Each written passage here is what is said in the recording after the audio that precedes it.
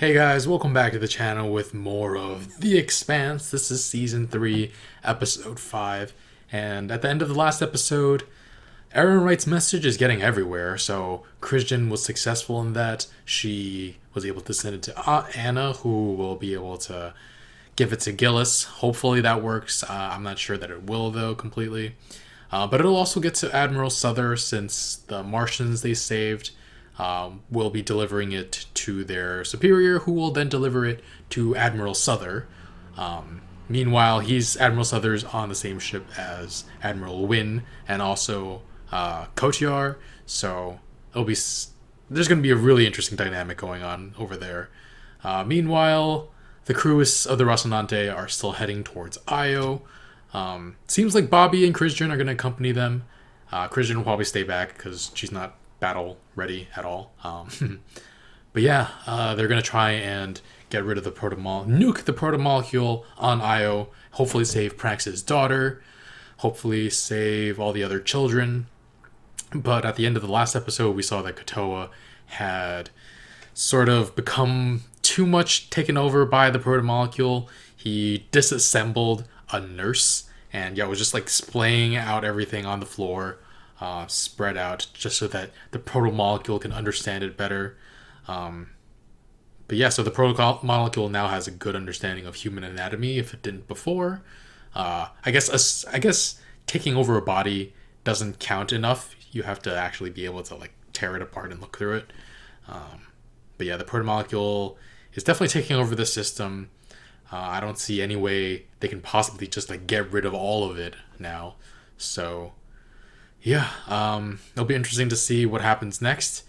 And if you want to watch the full reaction, check out Patreon in the link in the description below. We'll be 1 week ahead of over there as well. And let's get started. It's possible the hybrids are either gone or dormant. Dormant. And if they're not? Then we run and nuke the goddamn place on the way out. You gotta get Prax's daughter. Gotta save as many lives as you can. Has he got more gun training? He was pointing at Holden's bag last time. They've arrived. Mars first. Wow. Hope he gets an admiral who will listen. There was a Martian Marine on board, Gunnery Sergeant Roberta Draper, The defector. as well as UN Deputy Undersecretary Christian Avasarala Avasarala. was there too. Who else was there? Fucking Tooth Fairy? It's a little hard to believe, son. Time is short and I'll be brief. Martian Defense Minister Korshunov Everyone had a knows. fatal heart attack earlier this evening. Avasarala wanted us to get to you and Admiral Souther. She says he's an honorable man. He wouldn't fight an illegitimate war. He's been fighting one. He doesn't Based on the number know. of our ships he's knocked out, he's pretty good at it too. Shouldn't we at least try to contact Souther? An enemy admiral in the middle of a war to pass along a message we don't know is real for a purpose we on. don't understand? The UNN Agatha King is en route to Io for an unknown objective that may be critical to the war effort, and we are changing course to intercept. If necessary, Crap. we will engage.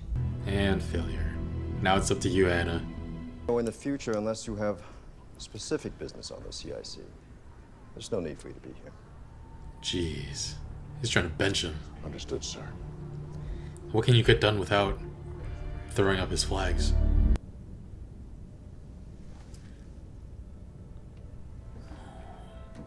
I just want you to know, I'm not mad.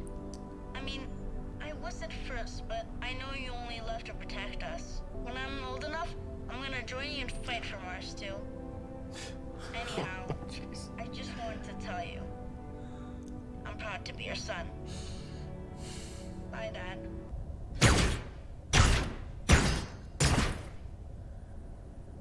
Not bad, Doc. Impressive. Thank you for taking care of me. And for teaching me.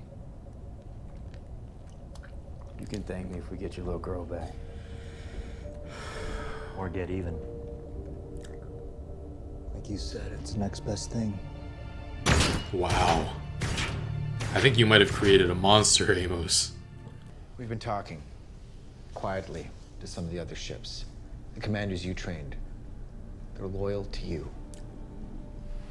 Whoa. for you to make a move.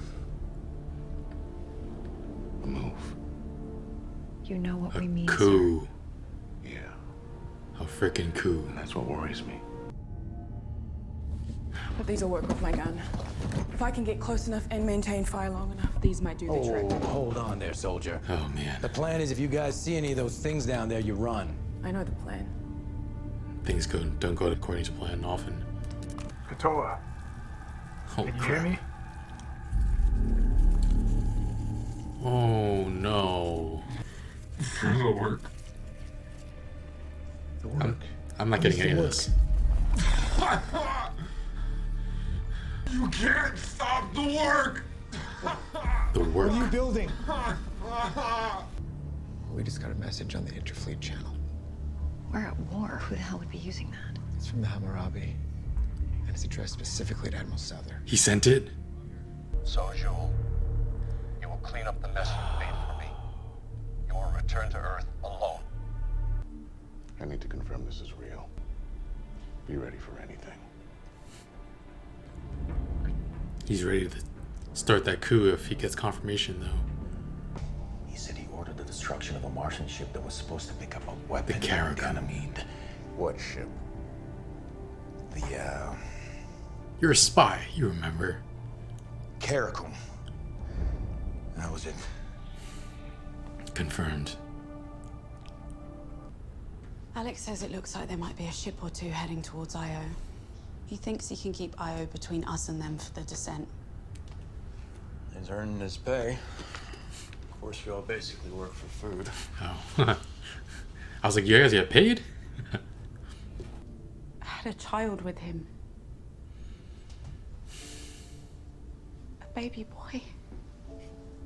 The man I loved took him away. Because I refused to do what he wanted. I was desperate. Wrecked. Finally, I shut it all off.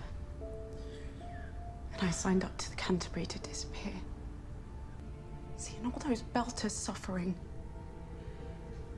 You cared so much. I imagined Philip amongst them. He woke me up.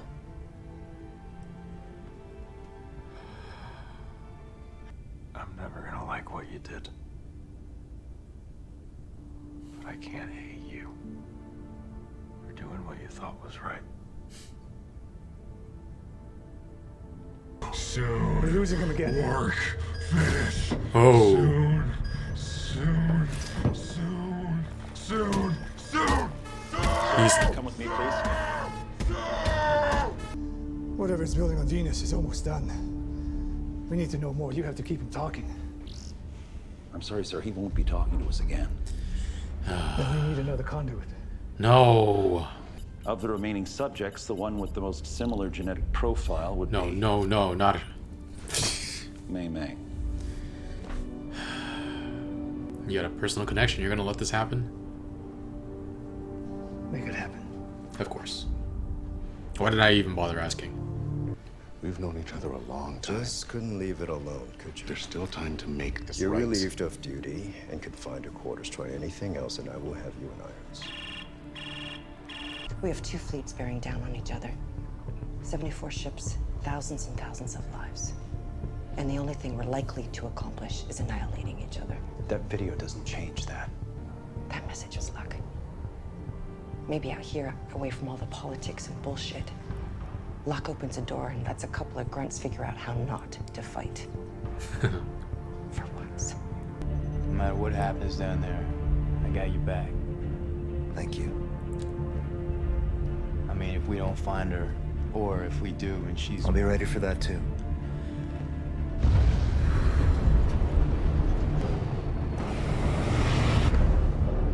No, no, no. Get there faster. We're here. What the hell was that? Knock. Daddy. Daddy's home. Why the hell weren't they firing? They're testing us. Undersecretary Avasarala. What was she like? Kind of mean at first. Victor. Weapons, prepare all tubes. We're gonna give them everything we've got. Belay that order. I am relieving you of command. This is mutiny. For It conspiring is. to wage an illegal war. This is Admiral Souther of the UNN Agatha King. We are standing down. I repeat, we are standing down. I have relieved Fleet Admiral Wynn of duties under charges of conspiracy. We're fighting an illegal war. No, no! I'm ordering all UNN ships to take any actions necessary if the Agatha is... You didn't take his gun?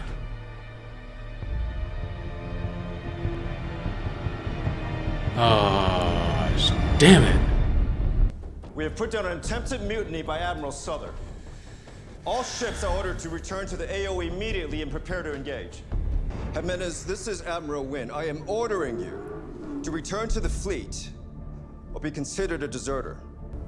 Weapons, give me a missile lock on the Jimenez. You kidding me? They won't do it. Someone kill him. If there's anyone else here who is unwilling to follow my lawful order, declare yourself now. Someone shoot him.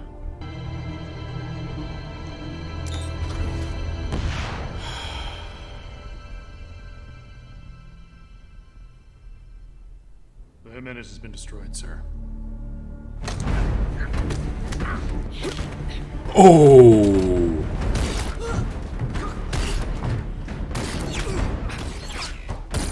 Oh!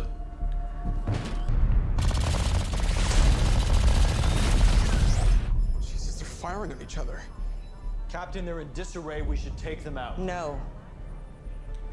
All MCRN ships, this is the captain of the Hammurabi.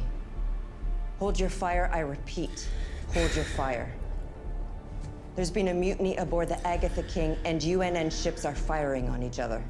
If they want to destroy each other, we will let them. Damn. Now I want to talk to the UNN.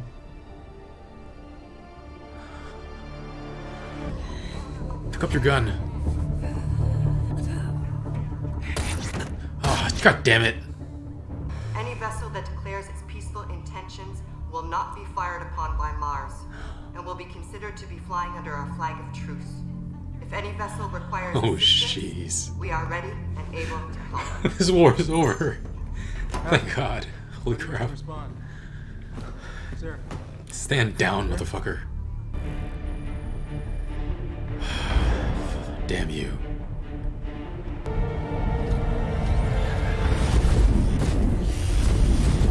They're sending the other children off. They launched the hybrids.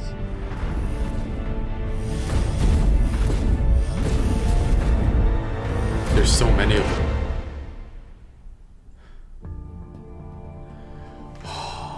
Oh, damn. Admiral Souther's gone. Alright guys, so I was still wondering before this episode if Book 2 would end like mid-season like Book 1 did. I think it's safe to say I'm not wondering anymore. Yeah, I've also kind of been like, yeah, the show has been consistently great this season, but hasn't completely blown me away just yet. But with this episode, it's a sharp crescendo. Some big things are going to happen next episode, so I'm excited. But yeah, first, this episode, we have the crew of the Rocinante, the Pinus Contorta, getting ready for battle on Io. Alex gets a message from his son, who, bless his heart, isn't mad at his father and wishes him luck and hopes he can come home soon. Hopes he can join his father in helping fight for Mars. Too young to understand, really, how messed up it is, what Alex did. How messed up it is to say that, oh, I love this more than I love being home with you guys. Just loves his dad unconditionally almost. Like, he said he was angry for a bit, but then like just goes back to wanting to be his son and missing him. So I'm curious what Alex's role will also be in the next episode, since he's not boots on the ground on Io. Maybe he tries to take out the Agatha King. That seems like too much for the warship Rocinante, or Highness Condorta. But yeah, Christian also comes clean with Holden about needing a sample of the proton molecule for Earth for the survival of the species. And like she says, her favorite saying used to be Earth must come first. Used to be. So has she changed her mind on that, or is she just saying things like, I want to trust her. She's trying to stop this war, and Earth does need the protomolecule if Mars and the Belt have it. Just like I agreed with Naomi, if Earth and Mars have it, the Belt needs it too. Though this situation is not as pronounced as the one with the Belt not having it, because the Belt is already at a disadvantage. Yeah, recently also on the Rocinante, we haven't had much focus on Prax, but I definitely feel like he's either changed or we're seeing a very different side of him now that we're gearing up towards the climax of his journey. Amos has been training him to use a gun, which, thank God.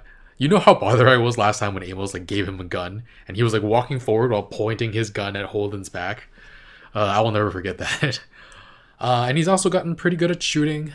I'm pretty ready for Prax's action hero moment, and I swear he better be able to get May back. I wonder how satisfying it would be if he was the one to take out Jill Pierre Mao, though. Like, I feel like maybe Jill Pierre Mao is more useful as a prisoner than as a dead man. It also might be difficult to get to him. As much as he was surprised by their sudden appearance on Io, and as much as the Io base wasn't expecting a strike force, like a man like that has some protection at all times. Plus whatever remaining hybrids he didn't shoot off into space. But yeah, last episode when Prax was sifting through the Kitor Chinama, we saw him just like throw a body off to the side like very callously. And then there's this talk with Amos, like thanking him, and Amos says to thank him when they get May back, and Prax says he'll thank him if they can get revenge too. So yeah, Strickland and Jill Pierre Mao better watch out. Actually, I think it would be more like personally satisfying as a storyline for Prax to take out Strickland than Jill Pierre Mao. Imagine if you guys could do both, though. That'd be pretty sick. Speaking of action hero moments, Bobby's definitely getting one next episode.